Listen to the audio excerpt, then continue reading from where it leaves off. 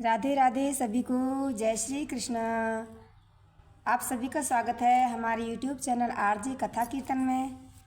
तो आज हम श्रवण करते हैं कामदा एकादशी व्रत कथा।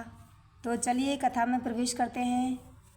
अगर कथा अच्छी लगे तो आगे भी शेयर करिएगा ताकि सभी लोग इसका लाभ ले सकें। बोलिए श्री विष्णु भगवान की जय।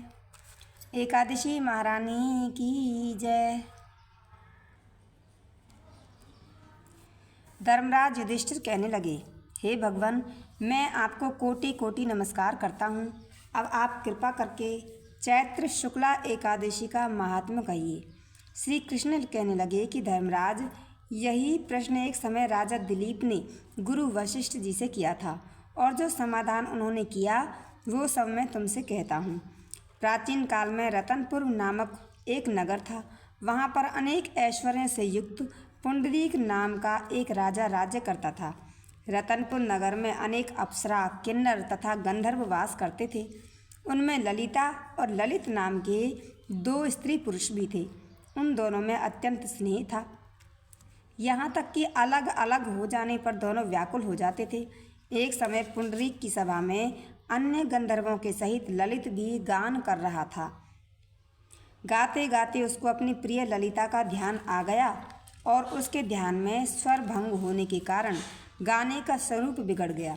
ललित के मन का भाव जानकर करकोट नामक नाग ने पद भंग होने का कारण राजा से कह दिया। तब पुंडरीक ने क्रोधपूर्वक कहा कि तू मेरे सामने गाता हुआ अपनी स्त्री का स्मरण कर रहा है, अतः तू कच्चा मांस और मनुष्यों को खाने वाला राक्षस बनकर अपने किए कर्म का फल भोग।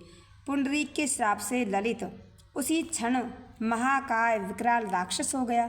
उसका मुख अत्यंत भयंकर, नेत्र सूर्य चंद्रमा की तरह प्रदीप्त तथा मुख से अग्नि निकलने लगी। उसकी नाक पर्वत की कंदरा के समान विशाल हो गई और गर्दन पर्वत के समान लगने लगी। सिर में बाल पर्वतों पर खड़ी वृक्षों के समान लगने लगे तथा भुजाएं अत्यंत लंबी हो गईं। कुल मिलाकर उसका शरीर 8 योजन के विस्तार में हो गया। इस प्रकार राक्षस होकर वह अनेक प्रकार के दुख भोगने लगा। जब उसकी प्रियतमा ललिता को यह सब वृत्तांत मालूम हुआ तो उसको अत्यंत दुख हुआ और वह अपने पति के उद्धार का यत्न सोचने लगी। वह राक्षस अनेक प्रकार के घोर दुख सहता हुआ घने वनों में रहने लगा। उसकी स्त्री उसके पीछे पीछे जाती और अनेक प्रकार से विलाप करती रहती। एक बार ललिता अपने पति के पीछे पीछे घूमती विंध्याचल पर्वत पर चली गई, जहाँ पर श्रृंगी ऋषि का आश्रम था। ललिता शीघ्र ही श्रृंगी ऋषि के आश्रम में गई और वहाँ जाकर विनीत भाव से प्रार्थना करने लगी। उसे देखकर श्रृंगी ऋषि बोले, हे सुभगे, तुम कौन हो और यहाँ किस लिए आई हो? ललिता बोली कि हे मुने, मेरा नाम ललिता है। मेरा पति राजा पुंडरीक के श्राप से विशालकाय राक्षस हो गया है। इसका मुझको महान दुख है। इसके उद्धार का कोई उपाय बतलाइए। श्रृंगी ऋषि बोले, हे गंधर्व कन्या, अब चैत्र शुक्ला एकादशी आने वाली है, जिसका नाम कामदा एकादशी है। उसका व्रत करने से मनुष्य के सब कार्य सिद्ध होते हैं। यदि तू कामदा एकादशी का व्रत कर उसके पुण्य का फल अपने पति को दे तो वह शीघ्र ही राक्षस योनि से मुक्त हो जाएगा और राजा का श्राप भी अवश्य में शांत हो जाएगा। मुनि के ऐसे वचन सुनकर ललिता ने चैत्र शुक्ला एकादशी आने पर उसका व्रत किया और द्वादशी को ब्राह्मणों के सामने अपने व्रत का फल अपने पति को देती हुई भगवान से इस प्रकार प्रार्थना करने लगी कि हे प्रभु, मैंने जो यह व्रत किया है इसका फल मेरे पतिदेव को प्राप्त हो, जिससे वह राक्षस योनि से मुक्त हो जाए।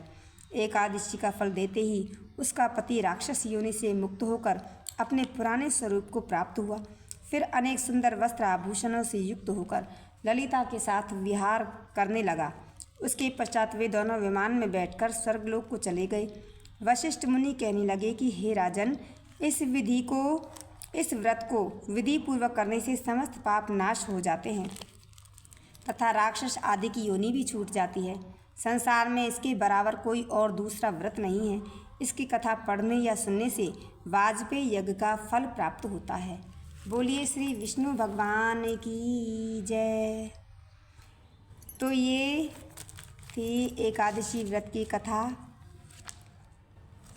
इसे सुनिएगा और आगे भी शेयर करिएगा ताकि सभी लोग कथा को श्रवण करके लाभ ले सकें। राधे राधे, जय श्री कृष्ण।